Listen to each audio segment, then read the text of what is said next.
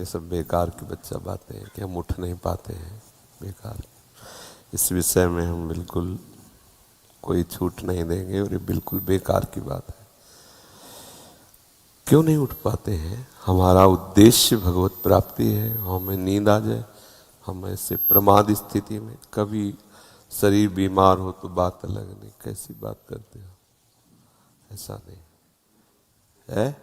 अब ये तो मतलब ऐसा होगा कि मतलब जल्दी सोने की वजह से नहीं उठ पाता हूँ जब मैं।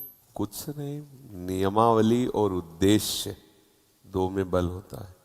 हमारा उद्देश्य है भजन करके प्रियालाल को रिझाना, तो हम लोग ऐसे थोड़ी उठते थे शुरुआत में कि भाई सर्दी का समय तो रजाई ओढ़ के भजन, नहीं। पहला काम घड़ी में हमारा राइट टाइम हुआ, सब हटा दिया, नीचे उतरे, वज्रासन में बैठे, जल पिया, शौच स्नान, अपनी दिनचर्या में दंड बैठक मारी, अपनी दिनचर्या में। साधु का मतलब क्या, फौज का जैसे आदमी नहीं, ऐसे भगवत पार्षद होता है कोई, ऐसे थोड़ी कि मरा मुरा लंजू पुंजू ऐसे। वो तो शरीर रोग ग्रसित हो जाते हैं, प्रारब्ध अनुसार वो बातें अलग होती हैं। सूरवीरों का कार्य है उस समय थोड़ी कई बजे थोड़ी देर और सो ले, है प्रमाद स्थिति का आदर नहीं है, तुरंत हटाया, तुरंत मुंह में ठंडा पानी मारो, आगे भजन में बढ़ो।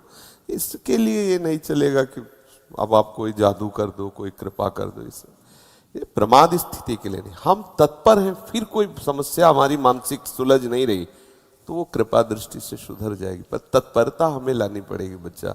इसमें इस प्रमाद इसमें आप ही नहीं है, आपको लक्ष्य करके बात सब साधकों की लगभग है। कुछ ऐसे हैं जो नियम परायण हैं, नहीं तो प्रायः इसी बात में। शयन में कितना सुख मिलता है, क्या ये तमोगुणी निद्रा जनित सुख से हम ऊपर नहीं उठ पा रहे? ये कोई सुख है यार, ये कोई सुख है? मतलब यही है कि उस परमात्मा तत्व का थोड़ा भी रस नहीं मिला, इसलिए ये सुख लगता है। हम सो रहे हैं, सुख है, ये कोई सुख है? तमोगुणी ये निद्रा आलस्य प्रमादोत्तम, ये हमारा कोई सुख का विषय है?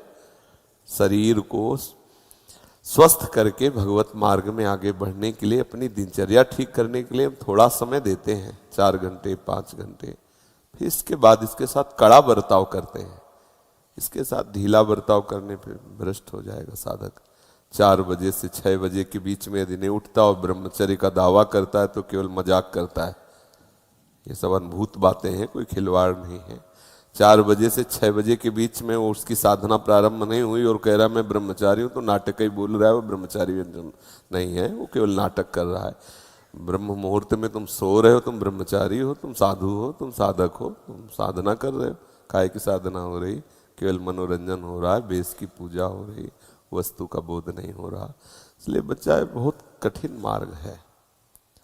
और कुछ दिनों के बाद ऐसा अभ्यास हो जाता है जैसे शरीर रोग से ग्रसित, हम बैठ नहीं सकते, लेकिन एकदम बिल्कुल फ्रेश हो गए इंद्रियां और मंत्राकार वृत्ति शुरू। अभ्यास में बहुत बड़ा दम होता है बच्चा, तो अभ्यास करो। और इस अवस्था में ये प्रश्न सवाल नहीं उठता है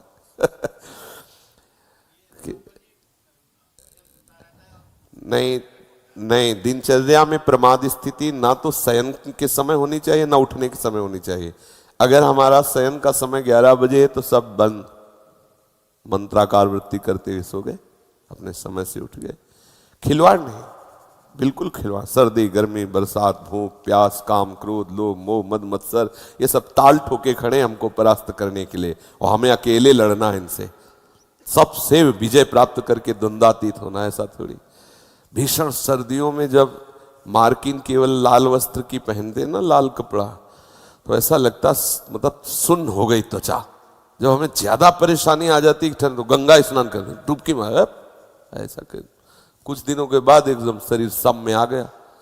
कई वर्ष ऐसे ही रहे, कोई स्वेटर नहीं, कोई गर्म साल नहीं, कोई कंबल नहीं, ऐसे ही भीषण सर्दी, भीषण गर्मी, भूख, प्यास, सब।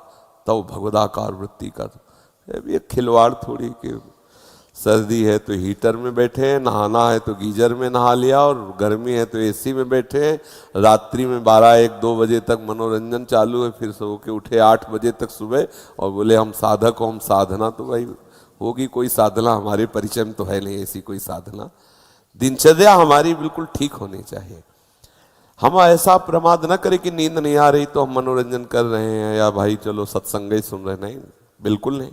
लेट गए, विश्राम का समय है 11 से 3, बस हम आपको सैया में लेटे मिलेंगे, नींद आवे ना आवे उसके हम ठेकेदार नहीं। 3 बजे उठ के हम तुम्हें फिर रगड़ेंगे परमार्थ की वृत्ति पे। तुम्हें आना है तो आ जाना, नींद नहीं आना तो ये नहीं कि तुम हमें झपकी दो। ऐसा शुरुआत में सबको युद्ध करना पड़ता है।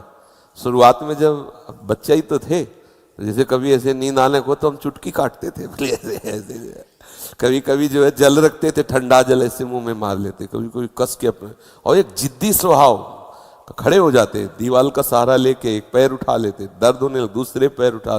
गायत्री का अनुष्ठान जो होता है ना शुरुआत में, जब यज्ञोपवीत संस्कार होता है ना, तो गुरुजन गायत्री का अनुष्ठान तो बस नियम पूर्वक, तो फिर वस्तु का चमत्कार होता है। ढिलाई मत करो, कहते हो सो पहले उठ पाएगी है।